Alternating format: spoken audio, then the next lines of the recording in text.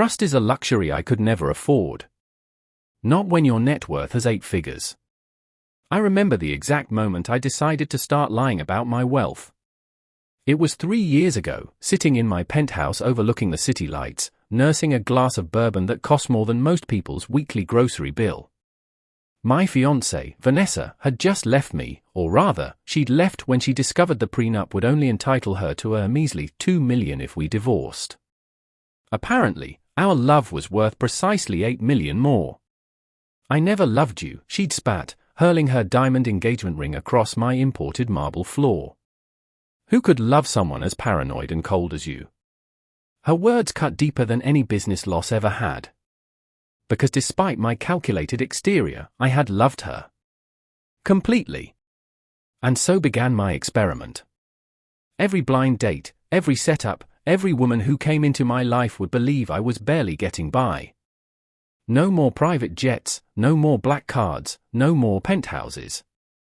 Just a modest apartment, a decent used car, and a salary that wouldn't turn heads. The perfect disguise to find someone who might actually care about me, and not the mansions or the yacht or the investment portfolio. You need therapy, not games, my best friend Alex told me when I explained my plan. This is insane, even for you. Maybe it was. But after 17 dates with women who seemed perfectly nice until they discovered I couldn't afford to take them to 5-star restaurants, I was convinced I was right. Until tonight. Until Ellie. I spotted her the moment I walked into the diner where we'd arranged to meet. A blind date set up through Alex's wife, who swore we'd hit it off. Ellie wasn't dressed to impress, simple jeans, a vintage band t-shirt, and a messy ponytail. She wasn't wearing makeup. She was absently doodling on a napkin while waiting. I liked her immediately. Ellie? I asked, sliding into the booth across from her. She looked up, and I was struck by eyes so intensely blue they seemed to see straight through me. James, she smiled, extending her hand. Nice to finally meet you. I've heard far too much about you. Her handshake was firm, confident. Not the delicate, lingering touch I'd grown accustomed to from women who'd done their research and knew exactly how much my company was worth. All terrible things, I hope, I joked, settling in. The absolute worst, she laughed, and the sound was genuine. Alex's wife says you're some kind of financial advisor? That must be interesting. Financial advisor. That was my cover story. In reality, I owned one of the largest tech development firms on the West Coast. My face rarely made the news, but my name was well known in certain circles. Just not, apparently, to Ellie. It pays the bills, I shrugged. Nothing exciting. What about you? I'm actually your waitress tonight, she grinned, pointing to the name tag I hadn't noticed. I picked up a shift because Danny got sick.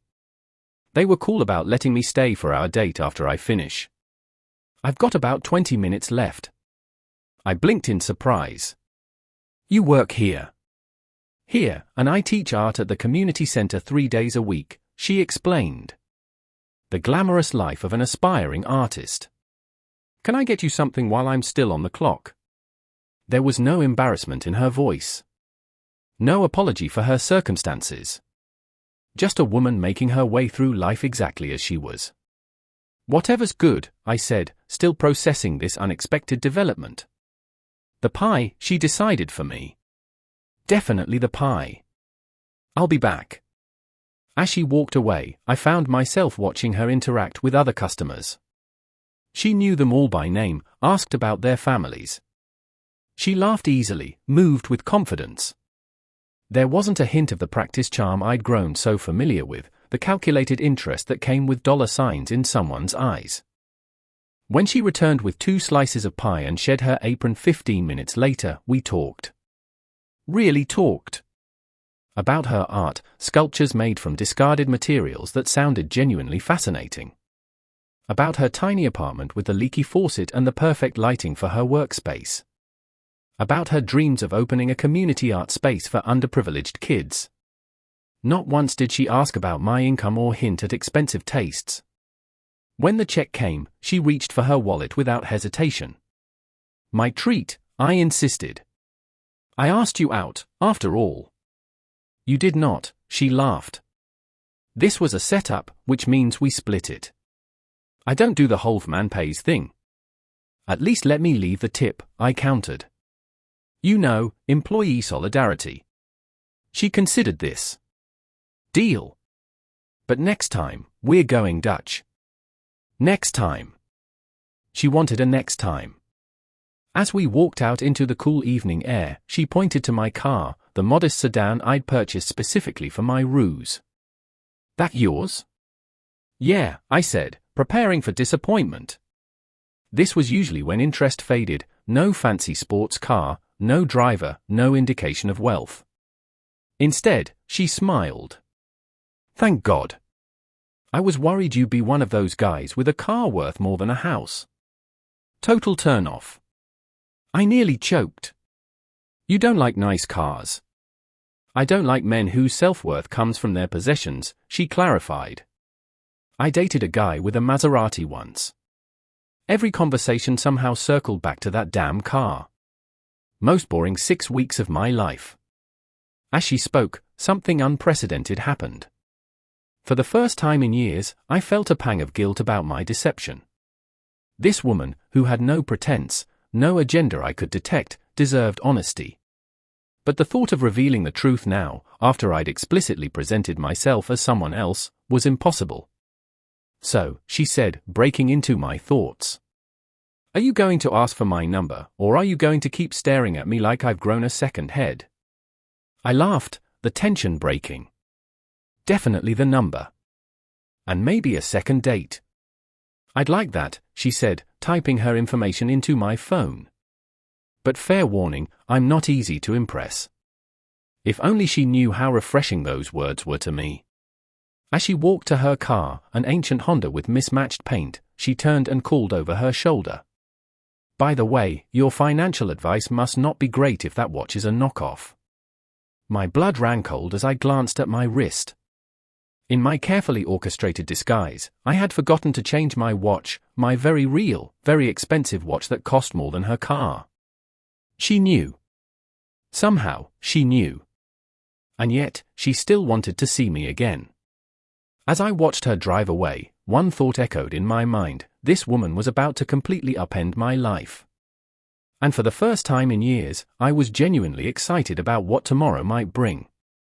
Wasn't that an intriguing start to our story? What do you think Ellie really knows about James? Will his deception unravel before it's even begun? Subscribe now and drop a comment below with your theories. I spent the next 3 days analyzing Ellie's parting comment about my watch. Had she actually recognized it as a luxury timepiece worth 6 figures, or was she just making a clever joke? The uncertainty was maddening for someone like me who built an empire on calculated risk assessment. When I picked her up for our second date, a casual walk through the city's art district that she had suggested, I deliberately wore a $30 watch from a department store. The kind of accessory that matched my fictional middle-class financial advisor persona. She noticed immediately, eyebrows rising as her gaze fell to my wrist. New watch. The other one was a gift, I explained, the half-truth slipping easily from my practiced lips. From a client. Never really my style. Her expression was unreadable as we began walking. So you gave up a watch worth thousands because it wasn't your style? Interesting choice. My step faltered. She definitely knew. Some things look expensive but aren't, I countered smoothly. Knockoffs can be convincing. Sure, James. She smiled in a way that didn't reach her eyes. Whatever you say. The uncomfortable moment passed as we entered the first gallery, but a tension lingered between us. I'd perfected my modest means act over the years, the right clothes, the right complaints about bills, the strategic mentions of saving for vacation. But something about Ellie's perception cut through my carefully constructed facade. As we moved through exhibits, I watched her interact with the art. She didn't posture or pretend to understand pieces that confused her. Instead, she asked thoughtful questions, laughed genuinely when something struck her as absurd, and stood in reverent silence before works that moved her. This one, she whispered, standing before an installation of twisted metal and broken glass that somehow formed the silhouette of a child reaching toward the sky. This is what I aspire to create. Something that makes people feel the weight of hope and despair simultaneously. The raw honesty in her voice made my chest tighten. When was the last time I'd been truly honest with anyone? Even my closest friends knew only carefully selected parts of my life, my thoughts, my fears. Why art? I asked, genuinely curious. Why not something more secure? She turned to me, those piercing blue eyes searching my face. Because security is an illusion, James. My parents had the perfect secure life, corporate jobs, retirement plans, a house in the suburbs. Then the market crashed in 2008, and they lost everything. My dad had a heart attack from the stress 6 months later. I winced, remembering that year well. I'd made my first $100 million by betting against the very market that had destroyed families like hers. I'm sorry, I said, meaning it. Don't be. It taught me that chasing security through money is pointless. The only real security comes from creating a life that fulfills you regardless of your bank balance. She shrugged. So, art. It keeps me honest. The irony of her words wasn't lost on me. Here I was, worth nearly $1 billion, play-acting at being middle class, while she had found authentic purpose despite genuine financial constraints. What about you? She asked as we left the gallery. Did you always want to be a financial advisor? Seems like an odd choice for someone who doesn't care much about money. The question caught me off guard. What makes you think I don't care about money? Your shoes, she said simply. They're quality but worn. Someone who prioritizes appearances would have replaced them by now. You don't seem bothered by their condition, which suggests you value function over status. Unusual for someone in finance. Her observation was eerily accurate. These shoes, handmade Italian leather that I'd owned for years, were comfortable and I saw no reason to replace them despite their worn appearance. It was the one authentic detail in my otherwise carefully constructed image. My father was obsessed with money, I found myself saying, offering a truth I rarely shared. He measured everything, love, respect, worth, in dollars. I guess I'm cautious about not becoming him. We stopped at a small cafe, and as we sat with our coffees, I steered the conversation toward her. She told me about her community art classes, the children she taught, her tiny apartment filled with half-finished sculptures. She described her dreams with such vivid detail that I could almost see the community art space she hoped to build someday. The problem is always funding, she sighed. Grants are competitive, and most investors want guaranteed returns. They don't understand that some value can't be quantified on spreadsheets. I nearly choked on my coffee. I could fund her entire project with what I spent on my yacht's annual maintenance. The impulse to tell her was overwhelming, but I swallowed it back. Maybe you just haven't found the right investor, I suggested carefully. Maybe. She studied me over the rim of her cup. Or maybe I need to be my own solution. I've been saving for years, another decade, and I might have enough to start small. The determination in her voice was humbling. I'd never had to wait for anything I truly wanted, not since making my first million at 24. As the evening ended and I walked her to her apartment door, she paused before going inside. I like you, James. More than I expected to. But I can't shake this feeling that you're not being completely honest with me. My heart pounded. What do you mean? I don't know yet, she said quietly. But I've spent my life learning to see what's really there, not what people want me to see. It's what makes me a good artist. She reached up, her fingers light against my cheek. Whatever you're hiding, I hope someday you'll trust me enough to share it. Her lips brushed mine briefly, a kiss so gentle it was almost a question, before she disappeared inside. I stood there, frozen by the dual realization that I was falling for this woman and that continuing this charade would inevitably destroy any chance of something real between us. Driving home to my empty penthouse, I made a decision. Our next date would be at my actual home. I would tell her everything, who I really was, what I really had, and why I'd felt compelled to hide it. If she walked away, at least it would be from the truth, not a lie. What I couldn't have anticipated was the phone call I'd receive the following morning, or how it would irrevocably change the course of our story. "She's gone, James. The gallery, everything's gone." Alex's voice crackled through my phone at 7 a.m., pulling me from a rare peaceful sleep where I'd dreamed of blue eyes and honest smiles. "Who's gone? What gallery?" I mumbled, sitting up in my California king bed that cost more than most cars. "Ellie's mentor. The woman who owns Harlow Gallery in the Arts District, where Ellie keeps most of her work. There was a fire last night."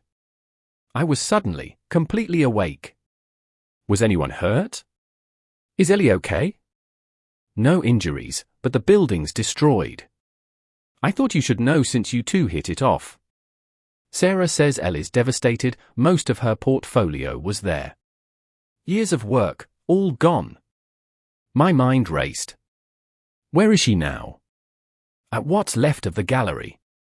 The fire department cleared it an hour ago. I was already pulling on clothes, not caring that I grabbed a designer sweater that cost for figures. "I'll call you back." 30 minutes later, I stood before the blackened skeleton of what had been a charming converted warehouse. The acrid smell of smoke still hung in the air. A small group had gathered, artists, I presumed, from their shell-shocked expressions and paint-stained clothes. And then I saw her. Ellie stood apart from the others, staring up at the ruined building with dry eyes and a face so expressionless it frightened me. This wasn't sadness, it was something deeper, more fundamental. I recognized it immediately, the look of someone watching their future burn to ash. "Ellie," I said softly, approaching her. She turned, and for a moment didn't seem to register who I was. Then recognition flickered. "James? How did you know?" "Alex called me." I hesitated, then did what felt natural, I pulled her into my arms. She remained stiff for a heartbeat before collapsing against me, her body finally surrendering to violent, silent sobs. I held her, saying nothing, offering the only comfort I could in that moment, presence. "Everything," she finally whispered against my chest. "Everything I've created for the past 4 years. My showcase pieces. The series I was going to present to the Westfield Foundation next month." She pulled back, wiping her face roughly. "I had insurance on some pieces, but not enough. Not for this. The Westfield Foundation. I knew it well, I donated millions to them over the years. Their grants for emerging artists were notoriously competitive and career-making. What can I do?" I asked, meaning it more than perhaps any offer I'd ever made. She looked at me with those penetrating blue eyes, now rimmed with red. "Unless you can turn back time, nothing. This was my shot, James. Do you understand? Artists like me, we get maybe one real chance. The Westfield grant would have funded my community project." She laughed bitterly. "For more weeks and I'd have had everything photographed professionally, at least." My mind was already calculating. I could buy her new materials, fund her project myself, make a call to the Westfield director who had been trying to get me on their board for years. I could fix this entire situation with one phone call and barely notice the expense. And in doing so, I would reveal everything I'd been hiding. "Come on," I said instead, taking her hand. "Let's get away from here." She hesitated. "I should stay, help Helena sort through what can be salvaged." An older woman with silver-streaked black hair approached us. "Go, Ellie. There's nothing more to do today." The woman, Helena, I presumed, gave me an appraising look. "Who's your friend?" "James," I offered my hand. "I'm sorry about your gallery." "Life happens," Helena said with the weary resilience of someone who had weathered many storms. "The building was insured, at least. It's the art that's irreplaceable." She squeezed Ellie's shoulder. "Go. Rest. We'll regroup tomorrow." Ellie allowed me to lead her to my car. If she noticed it was the same modest sedan from our first date, she gave no indication. Her mind was clearly elsewhere. "Where are we going?" she asked dully as I started driving. "My place," I said, making a split-second decision. "Unless you'd rather be alone." "No," she whispered. "Not alone. Not today." We drove in silence. Each passing minute brought us closer to my home, my real home, and the inevitable unraveling of my deception. Part of me considered taking her to my fictional apartment, the modest one-bedroom I rented purely to maintain my cover. But something told me that adding more lies today of all days would be unforgivable. "I need to tell you something," I began carefully as we approached my neighborhood, the exclusive hillside community where homes started at 8 figures. She turned to me, and I saw her finally register our surroundings, the increasing opulence of the houses, the manicured landscapes. Confusion clouded her face. "Where are we going?" "My home," I repeated, turning into the private drive that led to the modern glass and steel structure I'd commissioned 3 years ago. "And I'm not who I've pretended to be." I pulled up to the security gate, pressed my thumb to the biometric scanner. The massive iron gate swung open silently. Ellie's body had gone completely rigid beside me. "What is this? Who are you?" I parked in front of my house, all clean lines and floor-to-ceiling windows with the city sprawled out below, and turned to face her. "My name is James Harrington. I'm not a financial advisor. I'm the founder and CEO of Harrington Technologies." I forced myself to hold her gaze as understanding dawned on her face. "I'm worth just under $1 billion, and I've been lying to you since the moment we met." The silence that followed was deafening. I watched emotions flicker across her face, confusion, disbelief, and finally, a cold anger that made me flinch. "Take me home," she said, her voice deadly quiet. "Now." "Ellie, please let me explain." "Explain what?" She cut me off. "That you've been playing some sick game? Testing me? Seeing if the poor little waitress would try to sink her claws into you once she discovered you're rich?" Her laugh was bitter. "God, I feel so stupid. The watch, the shoes, it all makes sense now." "It wasn't like that," I insisted. "I've been burned before. People wanting me for my money, not for me. I needed to know." "You needed to know if I passed your test," she finished, her voice breaking. "Congratulations. I passed. Now I'd like to go home." "On the worst day of your life?" I countered. "Please, Ellie. Stay. Let me help you." "Help me?" Her eyes flashed dangerously. "Like a charity case? Is that what this is now?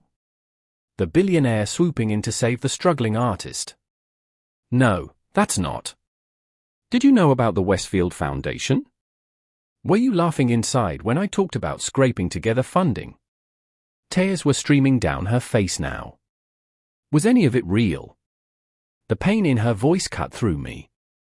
Everything I felt was real. Everything I told you about myself was true, except the money. "Please, Ellie.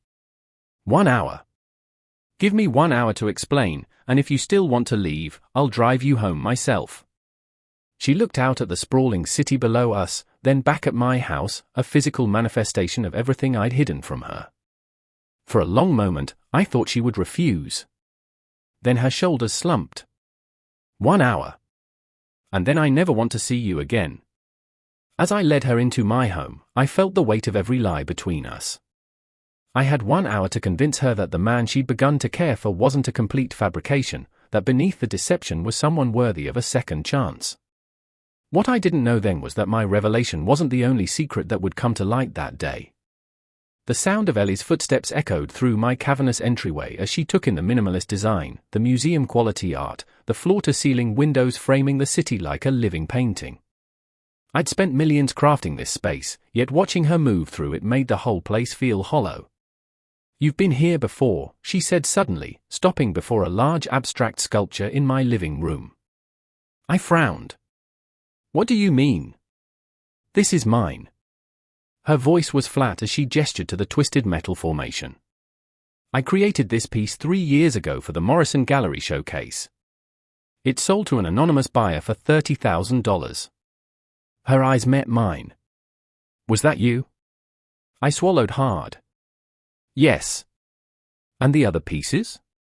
The series of metal and glass installations throughout this house, all with no artist's signature.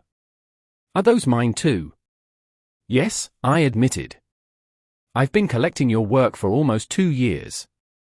Since I saw your first major exhibition. She paled. You knew who I was before our date. No, I said quickly. I collect under a management company. I never knew the artist's name, just that I connected with the work. When you took me to the gallery and I saw your style, I ran a hand through my hair. It was the strangest coincidence of my life. Ellie sank onto my sofa, her expression unreadable. So you've been lying about being broke while buying my art for thousands of dollars. Do you have any idea how insane that is? I sat across from her. I know how it sounds. But you need to understand, my wealth has poisoned every relationship I've ever had. The words tumbled out, unplanned and raw. My fiancée left when she realized the prenup wasn't generous enough. Previous girlfriends maxed out credit cards I gave them.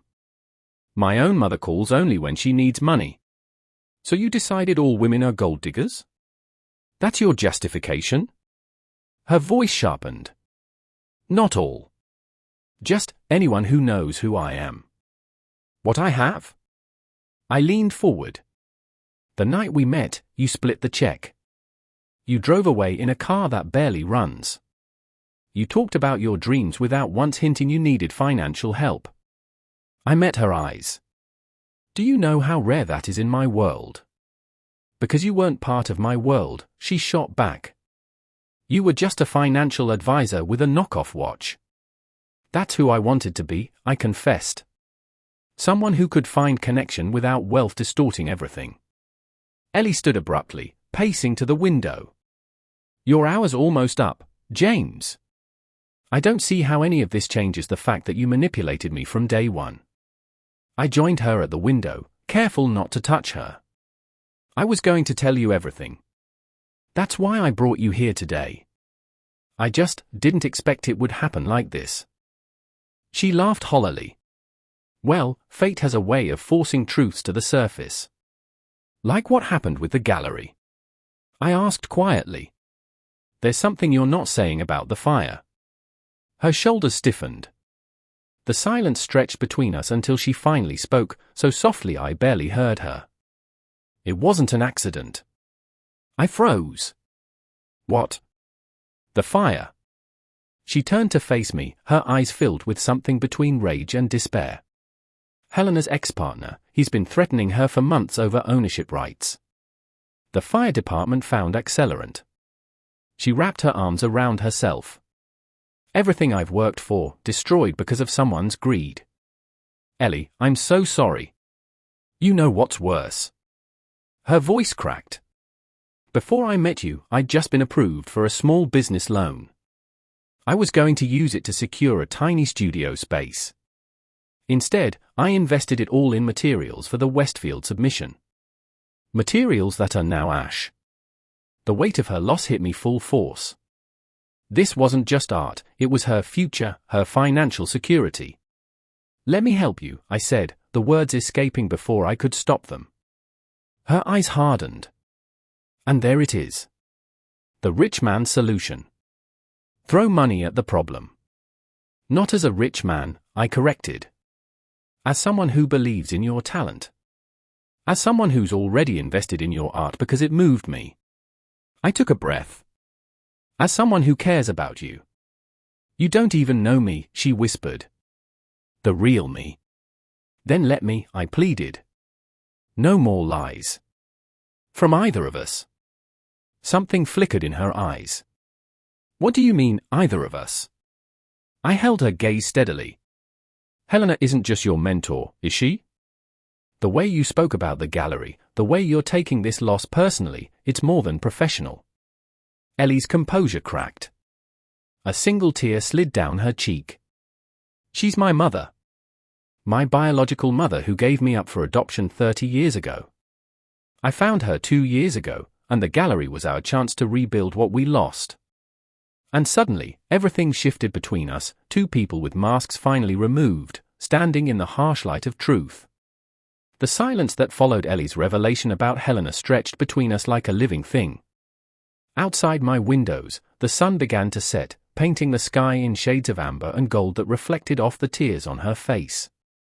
"Why didn't you tell me?" I asked softly. "Why didn't you tell me you were a billionaire?" she countered, but without the earlier anger. She just sounded tired. Some truths are too complicated for first dates. She was right, of course. We'd both kept parts of ourselves hidden, albeit for different reasons. The family who raised me was wonderful, she continued, sinking back onto the sofa. But I always felt this emptiness. When I found Helena 2 years ago, she told me she'd been 16 when she had me. Too young, too poor to keep me. Her fingers traced patterns on the leather upholstery. We connected through my art first. She didn't even know I was her daughter when she offered to display my work. I sat beside her, careful to maintain distance. And now the gallery. It wasn't just a gallery to us, she whispered. It was our second chance. And now her ex-partner has taken that too. Something hardened inside me, a protective instinct I rarely felt. His name. Give me his name. Ellie looked up sharply. Why? Because men like that don't get to destroy what matters to you. The words came out with an intensity that surprised even me.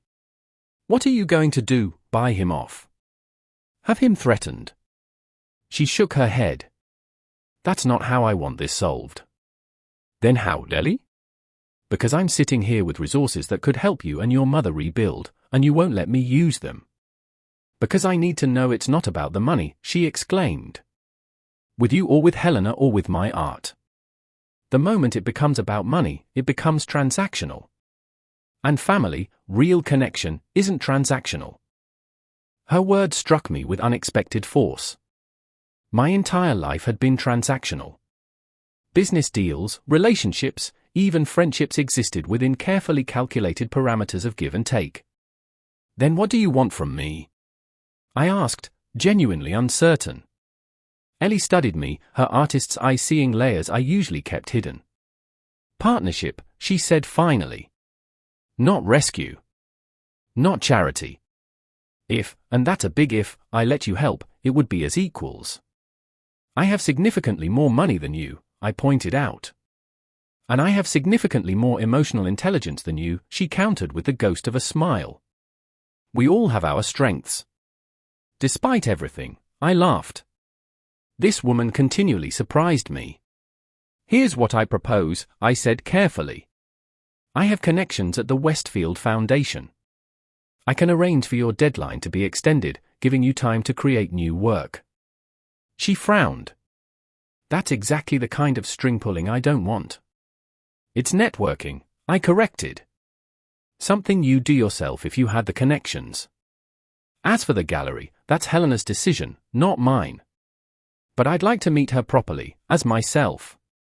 No more fake financial advisor. Ellie considered this, her expression guarded.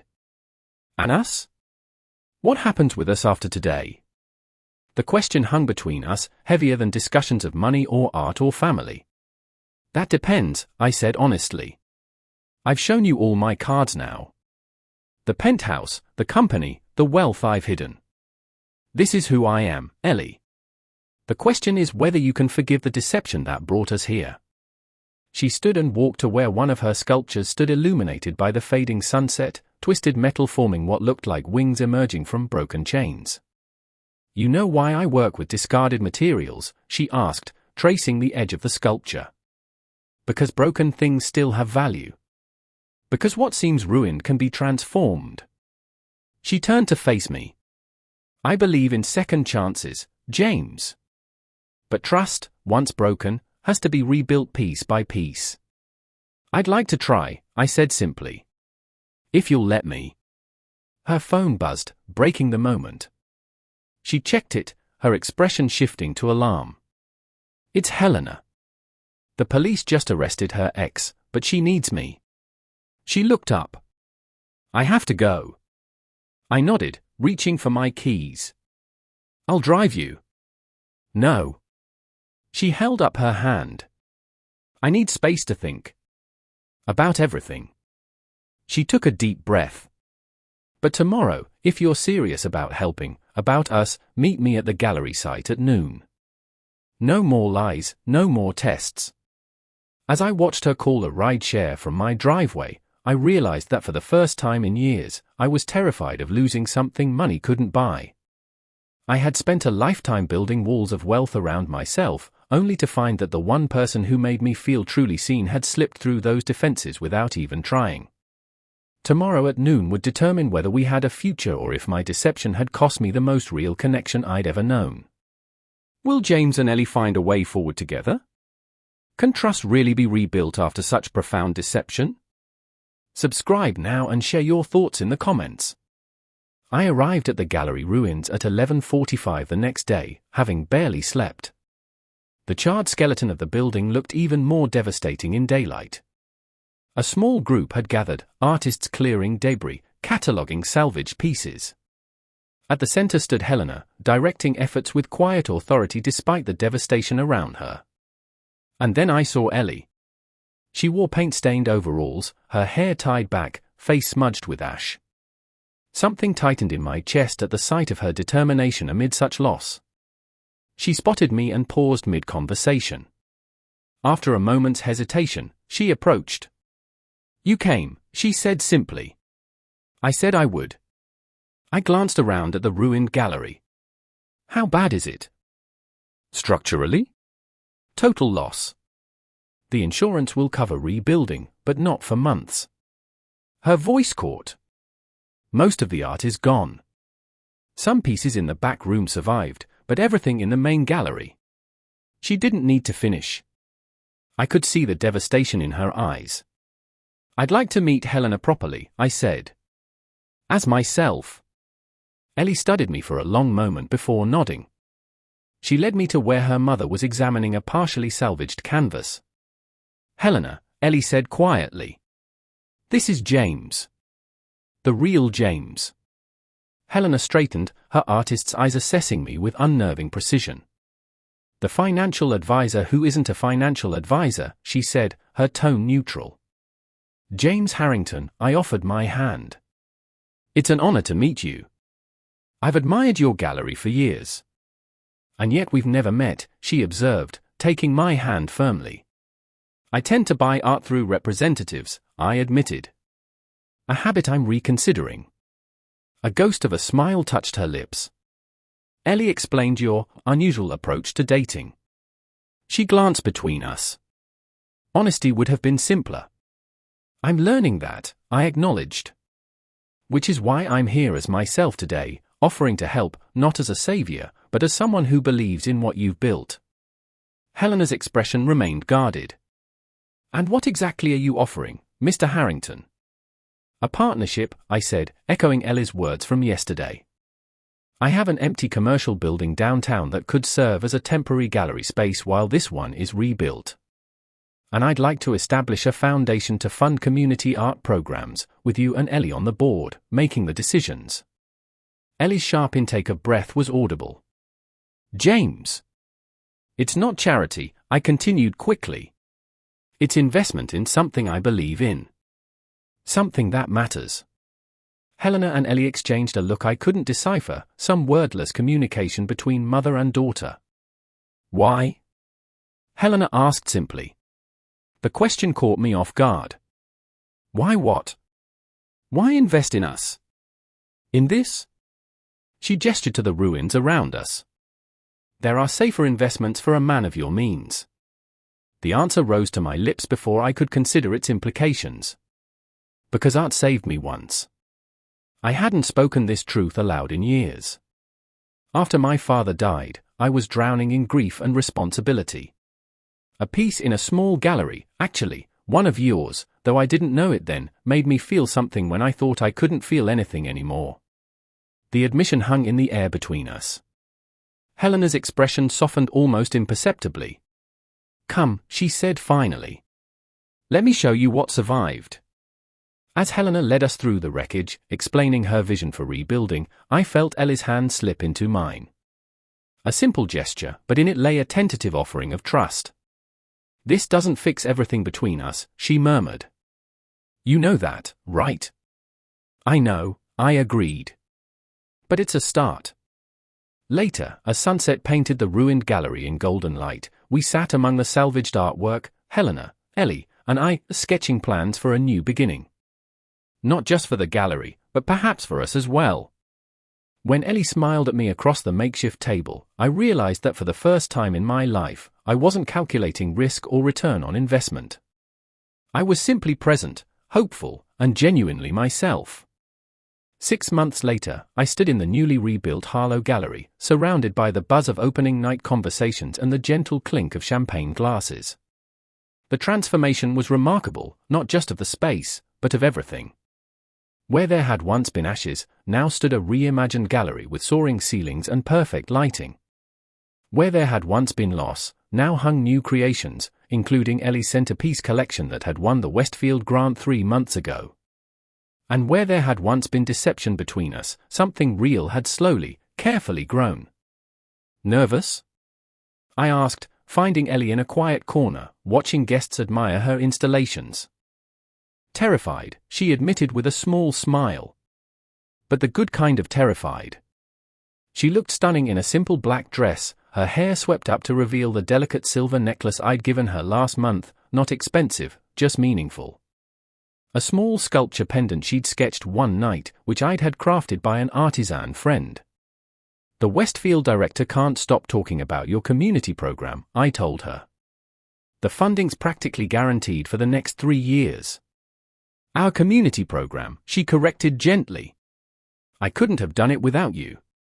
"You could have," I countered. "It just would have taken longer." This had become our dance over the months, her acknowledging my contributions, me reminding her of her own strength. The foundation we'd established together had already funded art programs in 3 underprivileged schools, with Helena overseeing curriculum development. "There's something I need to show you," she said suddenly, taking my hand. "Before everyone else sees it." Curious, I followed her to a curtained alcove at the back of the gallery. Helena stood waiting, a knowing smile on her face. "We'll give you 2 a moment," she said, squeezing her daughter's shoulder before slipping away. Ellie took a deep breath. "This piece isn't part of the official exhibition. It's personal." She pulled back the curtain to reveal a sculpture unlike any of her previous work. At first glance, it appeared to be a man made of broken watch gears and shattered glass, but as I moved closer, I realized it was more complex. The figure was split down the middle, one half constructed of wealth symbols, credit cards, gold leaf, fragments of luxury logos, while the other half was formed from simple, honest materials, worn leather, weathered wood, humble metals. But most remarkable was the center where the halves joined, a clear glass heart, illuminated from within, completely whole despite the division around it. I stared, speechless, understanding exactly who she had created. "It's called authenticity," she said quietly. "It's you, James. Both versions of you. The wealthy CEO and the man who split the check on our first date. Different exteriors, but the same heart underneath." Something tightened in my chest. "You see me that clearly?" "I'm an artist," she reminded me with a small smile. "Seeing is what I do."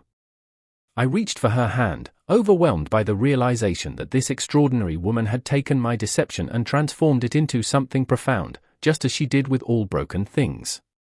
"When we met, I thought I was protecting myself," I confessed. "But all I was doing was hiding."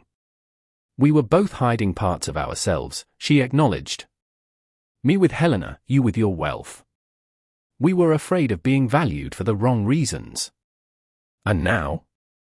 She interlaced her fingers with mine, her gaze steady. "Now I know that the man who pretended to be broken, the billionaire who funded this gallery, are the same person. The same heart. That's what matters." I glanced at the sculpture again, at the perfect integration of the divided self it portrayed. "You make me want to be whole," I said simply. "You already are." She reached up, her palm against my cheek. You just needed someone to see it. As the gallery filled with patrons and critics, as Helena unveiled Ellie's official collection to gasps of admiration, we remained in our private moment a little longer, a waitress and a billionaire who had found something money couldn't buy and deception couldn't destroy, the courage to be known, completely. Later that night, as we stood on the gallery's rooftop terrace under a canopy of stars, I pulled a small box from my pocket, not containing a ring, we weren't there yet, but a key. "What's this?" she asked, opening it. "A key to a studio space," I explained. "Next door to the community center, where you can teach and create." "It's not a gift," I added quickly, seeing her expression. "It's an investment in our foundation's artist-in-residence. If you want it." Her smile was worth every penny of my fortune. "Partners?" she asked, extending her hand as she had on our first date, when she'd insisted on splitting the check. "Partners," I agreed, taking her hand but pulling her closer instead, into a kiss that promised a future built on truth. As the city lights twinkled below us, I reflected on the strange journey that had brought us here. I had spent years hiding behind my wealth, then hiding from it, never finding the balance until Ellie showed me that authenticity wasn't about how much or how little you owned, it was about being brave enough to be fully seen. "What are you thinking about?" she asked, nestled against my chest. "How a waitress who shocked me with her honesty managed to teach a billionaire the true value of things," I answered truthfully. Her laughter, warm against my neck, was worth more than every asset in my considerable portfolio. Some treasures, I had finally learned, couldn't be counted, only cherished. And so concludes our journey with James and Ellie, a reminder that true connection requires courage, honesty, and the willingness to be vulnerable. Did their story touch your heart? What parts resonated most with you? Subscribe now to this channel and share your thoughts in the comments below. If you enjoyed this emotional journey, let me know which characters you'd like to hear more about in future stories.